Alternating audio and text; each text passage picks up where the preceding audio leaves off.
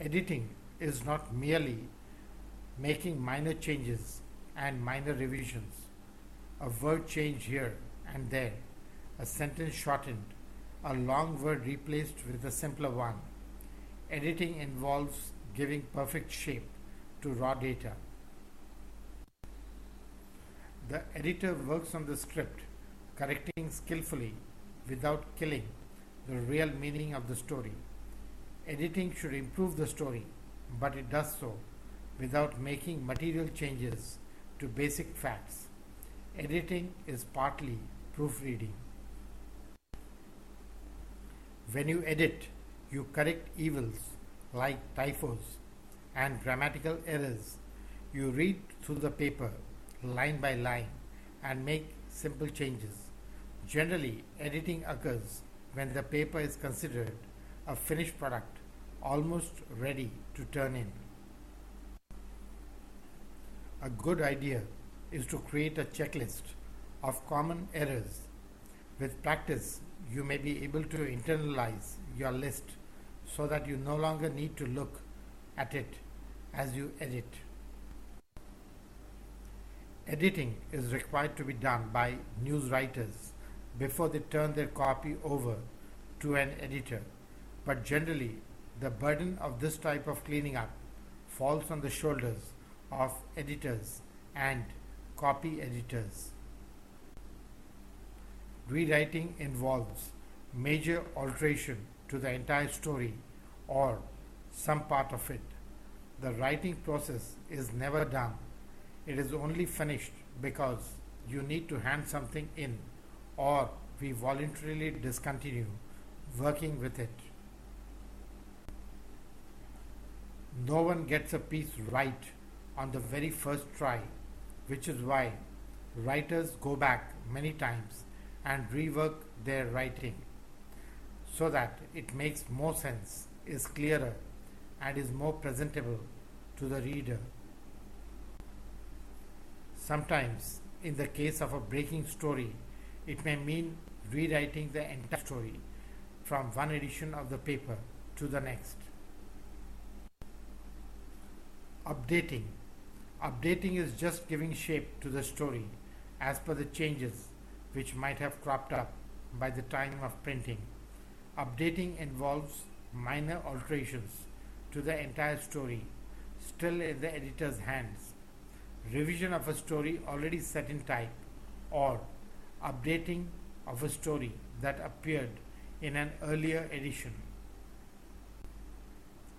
Updating may mean just writing a new lead to integrate newly reported facts. It may mean writing an insert to add something to a story or to replace sentences or paragraphs that are outdated or flawed. Most of the time, the story is updated to keep the issue alive and to continue debate on the specific topic for long. Knowledgeable news writers never turn in their copy without editing it carefully, checking style and spelling, revising it where necessary, and even rewriting it. Intelligent writers go over their copy carefully, checking for typing errors, rewriting words and sentences, verifying names, dates, and details from their notes. Only when writers are satisfied that they have done the best possible job do they turn their story over to an editor. When there is no time for this careful second look, however, news writers may turn in their copy with little or no review.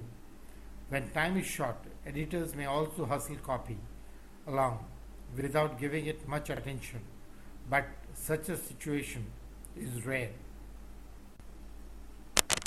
News writers who edit their own copy and editors and copy editors who review it after them can eliminate redundancies, substitute specific words for vague ones, find short words to replace long ones, substitute single words for whole phrases, and clear up ambiguities and explain jargon. badly written copy usually is a result of haste, carelessness, and distraction. It may be weak on facts with a cluttered lead. It may have long, awkward sentences or have errors in spelling, grammar, or usage. Writers turn in a bad copy because they can't keep their thoughts on track. The mind moves faster than fingers, and due to this, the writer misses words which he might have visualized in his mind. This is the reason why copy loses its exact shape.